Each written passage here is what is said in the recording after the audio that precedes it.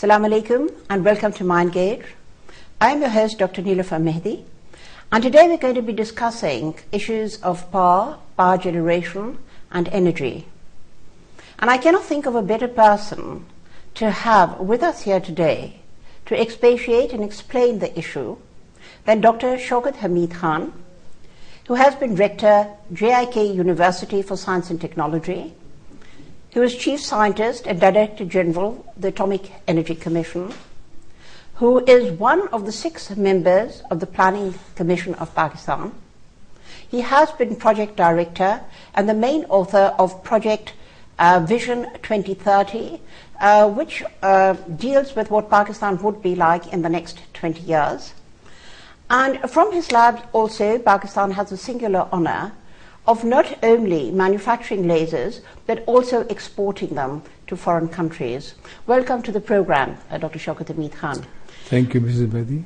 I just want to start by mentioning, as you know, the whole world knows that Pakistan has energy problems, and it is something that affects every stratum of society.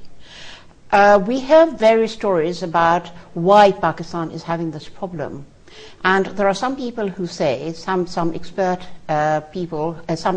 who claim that Pakistan has all the wherewithal to produce the energy, but it is ineptitude and a lack of commitment and vision to do this.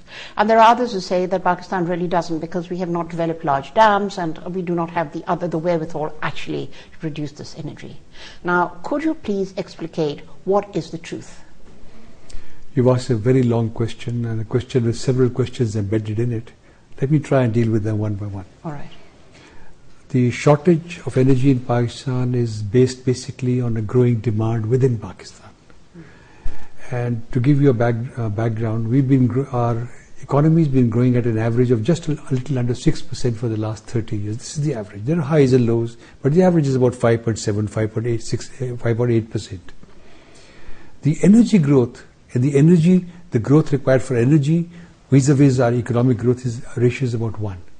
So energy demand should have grown at about 6% a year, and maybe even more, to allow for lean years, bad years, and so on.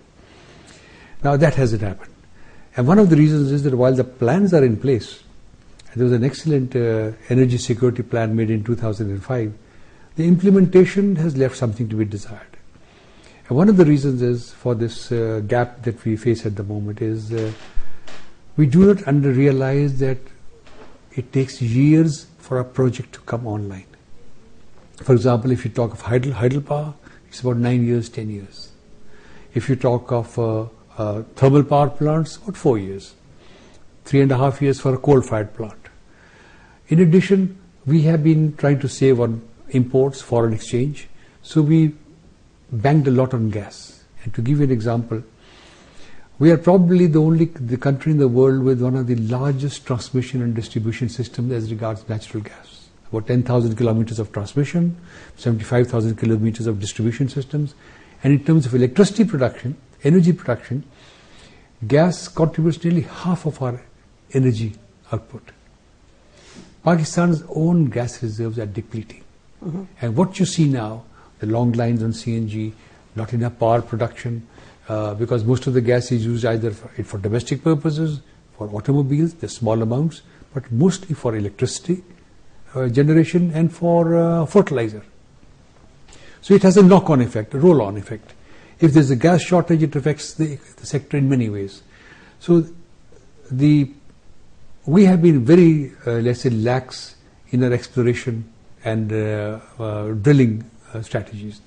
Can I just ask one question here? You say that we are dependent 50% on gas. About 30% on oil. On oil, okay. But just talking about the gas factor, because we have been blessed with vast reservoirs of gas, what you're saying is that we've been really reliant on this rather than developing alternate sources. Let's put it like this. The reserves have been mapped, the reservoirs have been mapped, but the indications are that gas production in Pakistan will start depleting, will start falling at the end of 2010 or middle of 2011 by maximum. So we've reached the plateau and the gas production will fall. And the gas, sorry, let me just say local gas reserves. All right. Local gas production. This is local gas production. And what you're saying is that in Pakistan the capacity is not infinite, it is finite. And so when it starts depleting... It's finite all over the world. All over the world, yes. But in Pakistan it seems as 210 is going to be the watershed year where depletion is going to start. That's pretty quick. Now the other thing is we did not develop alternative sources to the extent that we should have. I mean, we do have some dams. You talked about hydel. Yes, I'm talking about hydel now. Everybody expects a lot from hydroelectric power. It's cheap. Yes. But there's something very peculiar to Pakistan. Our hydroelectric dams, are closely linked with agriculture. So, for example, in fact, I'd like to bring you to another factor before we discuss energy. That's called base load generation. Base load is 24/7, 24 hours, 7 days a week, 52 weeks a year. This is only available through thermal sources, fuel, oil, gas and coal. All right. Also hydroelectricity. If you got water coming in 12 months of the year. In Pakistan, you find shortages at certain very key periods in the summer and the winter because the water